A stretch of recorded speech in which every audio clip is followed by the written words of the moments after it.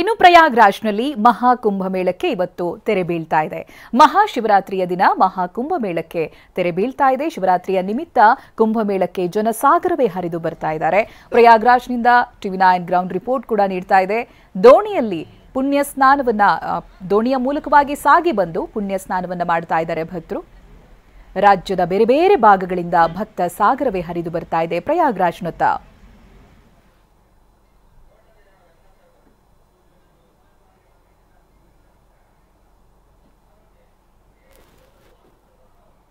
ಕೇಳಿ ಶಿವರಾತ್ರಿಯ ದಿವಸ ನಾನು ಪುಣ್ಯ ಸ್ನಾನಕ್ಕೆ ಹೋಗ್ತಾ ಇದ್ದೀನಿ. ಸ್ನಾನಕ್ಕೆ ಹೋಗ್ತಿರುವಂತ ಸಂದರ್ಭದಲ್ಲೇ ನನಗನಿಸ್ತು ಈ ಯಮುನೆಯನ್ನು ಒಂದ್ಸರಿ ನೋಡಬೇಕು ಅಂತ.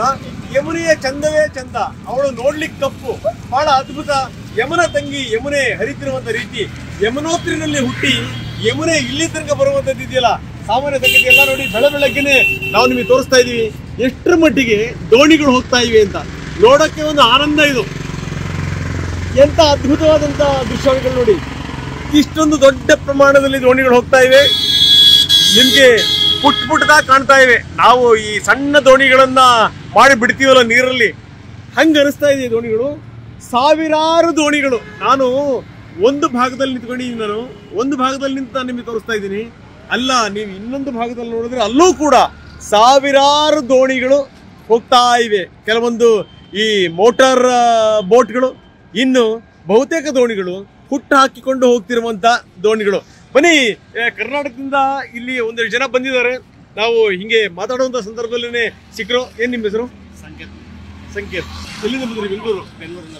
ಓಕೆ, ಏನ್ ಅನಿಸ್ತಾ ಇದೆ ಸರ್? ಏನು ಸ್ವರ್ಗ ನೋಡೋದಂಗೆ ಖುಷಿ ಆಗ್ತಾ ಇದೆ. ನಮ್ಗೆ ಗೊತ್ತಿಲ್ಲ ಈ ಥರ ಇರುತ್ತೆ ಅಂತ. Crowd imagine ಇಟ್ಕೊಂಡಿದ್ವಿ. ಕುಂಭಮೇಳ ಅಂದರೆ ಏನೋ ಚಿಕ್ಕವರಿಂದ ನೋಡಿ ಅಂತ ಇಲ್ಲಿ ಬಂದಮೇಲೆ ಗೊತ್ತಾಯ್ತು. ಜನ ನೋಡ್ತಾ ಇರೋ ಭಕ್ತಿ ನಮ್ಮ ಹಿಂದೂ ಮೇಲೆ ಇರೋ ಇದನ್ನ ಇನ್ನೂ ತುಂಬ ದುಪ್ಪಟ್ಟಾಗೋಯ್ತು. ನನಗೆ ಒಂಥರ ಸ್ವರ್ಗ ನೋಡ್ದಂಗೆ ಅನಿಸ್ತಾ ಇತ್ತು.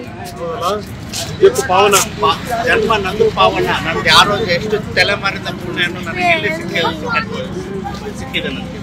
S yes yes yes. So ನಮ್ಮ ಯಾರೋ ಪೂರ್ವಜರು ಮಾಡಿದಂಥ ಪುಣ್ಯ ಇದೆಯಲ್ಲ ಅದು. Okay, fine. ನೋಡಿ, ಅವ್ರು ಹೇಳಿದಂಥ ಮಾತನ್ನ ನಾವು ಕೇಳಿದ್ವಿ. ಯಾರೋ ಪೂರ್ವಜರು ಮಾಡಿದಂಥ ಪುಣ್ಯ, ಯಾವುದೋ ಜನ್ಮದ ಪುಣ್ಯ, ಆ ಜನ್ಮದ ಪುಣ್ಯದ ಫಲದಿಂದ ನಾವು ಇಲ್ಲಿಗೆ ಬಂದಿದ್ದೀವಿ ಅಂತ. ನಾನು ಕೂಡ ಈಗ ಸ್ನಾನಕ್ಕೆ ಹೋಗ್ತಾ ಇದ್ದೀನಿ. ಮಿಂದು ಧನ್ಯನಾಗಲಿಕ್ಕೆ ನಾನು ಹೊರಟಿದ್ದೀನಿ.